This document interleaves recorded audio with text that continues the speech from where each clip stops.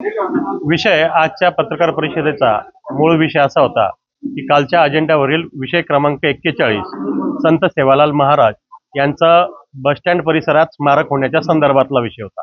मुळात या संदर्भात यापूर्वी या संत सेवालाल महाराज नागद रोड चौफुलीला ठराव झालेला आहे।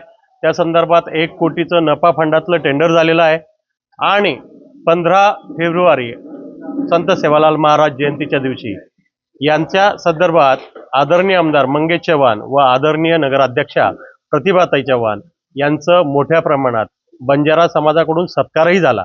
मग जर एवढी प्रक्रिया झाली होती, त्यानंतर नेमकं काय टेक्निकल अडचणी आल्या त्या आज नगरपालिकेला न सांगता अचानक काही ठराविक बंजारा समाजातील नेत्यांच्या मागणीवरून काल विषय घेतला गेला असं सांगण्यात आलं। मुळात काही ठराविक लोकप्रतिनिधी किंवा समाजाचे पुढारी म्हणजे समाज होऊ शकत नाही। दुर्दैवाने बंजारा समाजाचं नेतृत्व करणारं सभागृहात कोणी नाही आणि म्हणून प्रामुख्याने बंजारा समाजाची बाजू घेणं किंवा नेतृत्व करणं ही आमचं म्हणजे आमचे अभिषेक दादा असतील, आदरणीय दीपक दादा गटनेते असतील, आदरणीय राजू अण्णा असतील, या समवेत सगळे नगरसेवक आम्ही प्रामुख्याने योग्य पद्धतीचं स्मारक व्हावं यासाठी आम्ही सुद्धा आग्रही आहे। परंतु या समाजाला वेठीस धरून फक्त मतांचं राजकारण करण्यासाठी ज्या पद्धतीने त्यांनी मागची प्रक्रिया पूर्ण न करता काल ज्या पद्धतीने विषय घेऊन आणि पाशवी बहुमताच्या जोरावर मंजूर करून घेतला, त्यासाठी खूप मोठ्या अडचणी आहेत। त्यांनी जो बसस्टँड परिसर सांगितला तर अभियंताला त्या संदर्भातली जागा निश्चित सांगता आली नाही। 2-3 प्रकारच्या जागा सांगतात। त्या ठिकाणी त्या परिसरात संत सेवालाल महाराजांचं स्मारक उभं करताना समाजाला व आम्हाला अपेक्षित असलेलं कुठलंही थोर पुरुष असेल, कुठलाही संत असतील, यांचं स्मारक किंवा स्मृतीस्थळ जेव्हा आपण उभारतो त्याचं पावित्र्य राखणं हे महत्त्वाचं असतं। आणि जर चुकीच्या पद्धतीने काही गोष्टी घडल्या तर येणाऱ्या काळात दुर्दैवी घटना घडू शकते, त्यांच्या थोर संतांचा अपमान होऊ शकतो। आणि म्हणून काल त्या परिसरात ज्या पद्धतीने संत सेवालाल महाराज हे अहिंसावादी होते, व्यसन मुक्त करण्याच्या संदर्भात ते प्रबोधन करायचे आणि बसस्टँडच्या परिसरात आपल्याला सगळ्यांना ज्ञात आहे की तिथे पशु पक्षी यांचं मोठ्या प्रमाणात मांसाहार विक्री आहे आणि तिथूनच 50 फुटाच्या अंतरावर एक देशी दारूचा अड्डा आहे आणि त्या परिसरात कायम सदैव बऱ्याच प्रकारच्या वेगवेगळ्या व्यसनाधीन लोक तरुण त्या परिसरात आपल्याला आढळतात। आणि म्हणून येणाऱ्या काळात त्या ठिकाणी जर ते स्मारक झालं तर ते संत पुरुषांचं अवमान होईल, याकरता आम्ही काल आग्रह केला होता की आपण आधी जागा निश्चित करा, योग्य जागा असेल तर आपण एक भव्य स्मारकाचं नियोजन करू। परंतु त्यांच्या बहुमताच्या जोरावर आणि आम्हाला काहीतरी फक्त दाखवायचंय समाजासाठी ह्या हेतूने, फक्त राजकारण करण्याच्या हेतूने समाजातील काही घटकांना सोबत घेऊन चुकीच्या पद्धतीने काल ठराव मंजूर केला व ते आमचा विरोध नोंदवून घ्या, विरोधकांचा विरोध नोंदवून घ्या अशा पद्धतीने चुकीच्या गोष्टी मांडत होते। त्यामुळे आम्हाला आज या पत्रकार परिषदेतून फक्त एक संदेश असा द्यायचा होता की आमचा कुठल्याही स्मारकाला विरोध नाही। संत सेवालाल महाराज यांचं एक चांगलं स्मारक चाळीसगाव शहरात झालं पाहिजे, कारण की तालुक्यात बंजारा समाज हा बहुसंख्य आहे आणि हा समाज कष्टकरी समाज आहे आणि म्हणून जबाबदारीने त्या संत महंतांचं एक चांगलं स्मारक होणं अपेक्षित आहे। पण त्यासाठी योग्य जागा ही निश्चित केली पाहिजे होती आणि नंतर ठराव केला पाहिजे होता। आणि म्हणून आमची काल सर्व नगरसेवकांच्या सहीने एक आम्ही निवेदन दिलेलं आहे की आधी जागा निश्चित करा आणि ती सुरक्षित असेल तर त्या ठिकाणी भव्य स्मारक करूया, सगळ्यांच्या सहकार्याने ते स्मारक होईल। परंतु यांना फक्त राजकारण करायचं आहे म्हणून त्यांनी तो ठराव कुठेही आमची गोष्ट समजून न घेता ठराव मंजूर करून घेतला। आपलं काय मत आहे, कुठल्या जागेवर ते स्मारक झालं पाहिजे? नाही, या संदर्भात पूर्ण शहराची चाचपणी केली पाहिजे आणि मागचं ज्या पद्धतीने नागद रोडच्या संदर्भात त्यांनी आधी टेंडर करून टाकलं आणि नंतर सांगितलं की इथे ट्रॅफिकची अडचण आहे। मुळात यांनी पत्रव्यवहार केला नाही केला, उत्तर आलं नाही आलं, अद्याप या पद्धतीने अजूनही ते सांगायला उत्तर द्यायला तयार नाही। म्हणून चर्चा करून एक सुरक्षित स्थळ की ज्या ठिकाणी येणाऱ्या त्यांच्या जयंत्या असतील, काही उत्सव असतील समाजाचे, त्या ठिकाणी योग्य पद्धतीने बहुसंख्य लोक जमल्यानंतर समाजाला, ट्रॅफिकला किंवा कोणाला अडचण होणार नाही असं ठिकाण निवडणे हे निश्चित आहे। निश्चित जागेचा आमचा या चुकीच्या पद्धतीने विरोध केला जाऊ शकतो.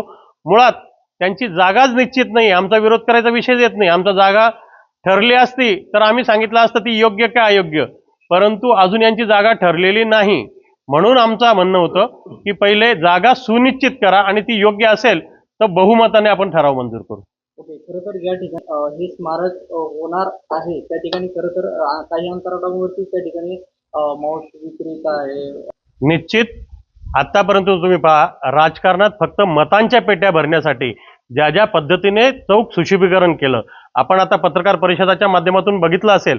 आदरणीय राजू अण्णांनी विषय मांडला की जे छत्रपती शिवाजी महाराज चौकात जे सर्कल मांडलेलं आहे त्याची कुठलीही अलाइनमेंट घेतली गेली नाही, त्याच्या कुठल्याही ट्रॅफिकच्या परवानग्या घेतल्या गेल्या नाही, कुठल्याही नियमाच्या बाहेर जाऊन त्यांनी फक्त मतांचा जोगवा आपल्या पानोड्यात टाकण्यासाठी छत्रपती शिवाजी महाराज चौक केलं. त्याचं जिवंत उदाहरण तुम्ही बघितलं असेल की आत्ताच आमच्यात उपस्थित असलेले चिराग भाई असतील, त्यांनी मागच्या हप्त्यात आदरणीय खासदार यांच्या समवेत त्यावेळेस भेट दिली आणि ते कसं चुकीचं आहे मांडण्याचा फक्त प्रयत्न केला, परंतु एक मुस्लिम समाजाचा माणूस राजमुद्रेवर बोलतो म्हणून डायव्हर्ट करून त्या विषयाला बगल देण्याचा सत्ताधाऱ्याने प्रयत्न केला. त्यानंतर मुळात हे विषय तर मी टाळले पाहिजे, कारण की याच्यातून काही समाजाला आम्ही काहीतरी चुकीचं करतोय असं वाटेल, परंतु आता ती वेळ आली आहे योग्य बोलण्याची. तात्याराव महात्मा ज्योतिबा फुले यांचं स्मारक जर बघितलं, खऱ्या अर्थाने यांची कारकीर्द आणि यांचं आपल्याला आदर्श पाहता त्यांचं एक भव्य स्मारक होणं अपेक्षित होतं. ज्यावेळेस 2 कोटी रुपये मंजूर झाले, आम्हाला वाटलं की आता खऱ्या अर्थाने महात्मा ज्योतिबा फुलेंचं अतिशय सुंदर स्मारक होईल. निश्चित आता जे आहे ते पण चांगलंच आहे, आम्ही त्या स्मारकाला नाव ठेवत नाही, परंतु त्यापेक्षा सुद्धा भव्य दिव्य करता आलं असतं. परंतु त्या प्रभागातील सगळं सांडपाणी ज्या नाल्यातून जातं त्या नाल्यावर अशा पद्धतीचं स्मारक होणं अपेक्षित नव्हतं. येणाऱ्या काळात या गोष्टी चुकीच्या ठरू शकतात.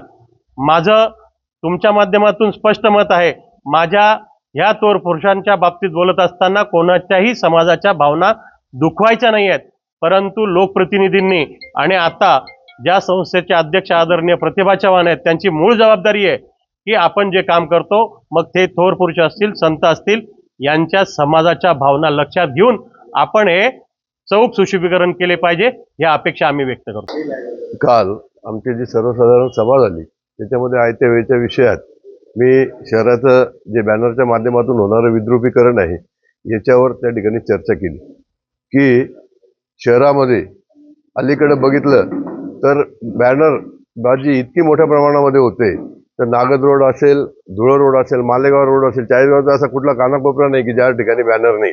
आणि त्याच्यामुळे अनेक अपघात त्या ठिकाणी घडतायत. एखाद्या वेळेस एखादं बॅनर फाटलं, काही झालं तर त्याच्याने गावामध्ये तणावाची परिस्थिती निर्माण होऊ शकते. म्हणून काल अध्यक्षांना मी त्यांच्या जबाबदारीची जाणीव करून दिली की या ठिकाणी PIL 155 सुप्रीम कोर्टाचे निर्देश आहेत आणि मान्य जे सचिव आहेत त्यांना दर 3 महिन्यांनी या संदर्भात कोर्टासमोर ॲफिडेव्हिट द्यावं लागतं की बॅनरच्या बाबतीत इतका संवेदनशील विषय असताना त्या ठिकाणी अध्यक्ष यांना मी चर्चा करत असताना त्यांना सांगितलं की आज तुम्ही जबाबदार पदावर आहात, तुमचेच बॅनर शहरामध्ये सर्वाधिक असतात, तर त्या ठिकाणी त्याच्यावर कंट्रोल आला पाहिजे. जसं आता श्रद्धांजलीचे बॅनर असतात, लग्नाचे बॅनर असतात, श्रद्धांजली की त्याचं 13 होऊन जातं तरी ते बॅनर तिथंच असतात, लग्नाचे बॅनर हनीमून होऊन जातं तरी ते बॅनर तिथंच असतात. असे एक नाही अनेक बॅनर आहेत आणि वेगवेगळे पक्ष पार्टी त्याच्याशी आपल्याला काही देणं घेणं नाही.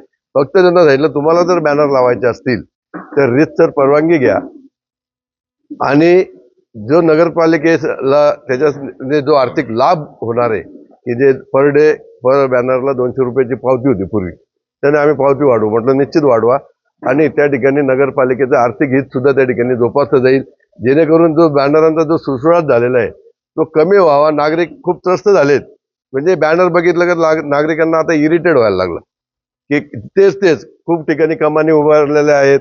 आता तुम्ही जर शहरात एक फेरफटका मारला, पुढच्या काळात फक्त मी एकच सांगतो, जर पुढील काळामध्ये बॅनरबाजीवर आळा नाही बसला तर मीच या ठिकाणी हायकोर्टामध्ये याच्या संदर्भात याचिका दाखल करणार. अनेक तरुण नगरसेवक आहात, कशा पद्धतीने सध्या नगरपालिकेचं कामकाज सुरू आहे, काय आपली प्रतिक्रिया? आता ही माझी 4थी बैठक होती नगरपालिकेमध्ये. आतापर्यंत जे माझं एक्सपिरियन्स आहे ते फार प्रमाणे म्हणजे ह्याच्या आधी माझा काही अनुभव नसल्यामुळे मला असं डिफरन्शिएट किंवा कम्पॅरिझन करता आलं नाही आहे.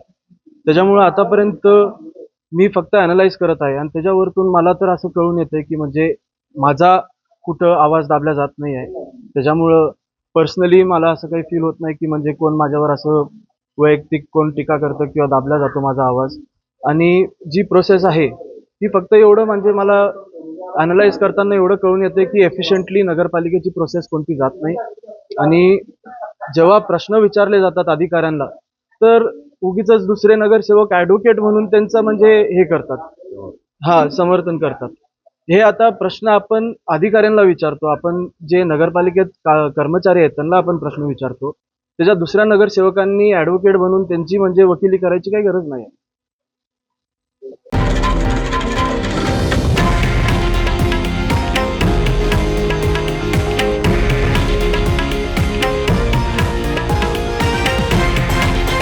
हे आहे देशातील नंबर 1 न्यूज नेटवर्क आणि आपण पाहत आहात TV9 मराठी, एकमेव.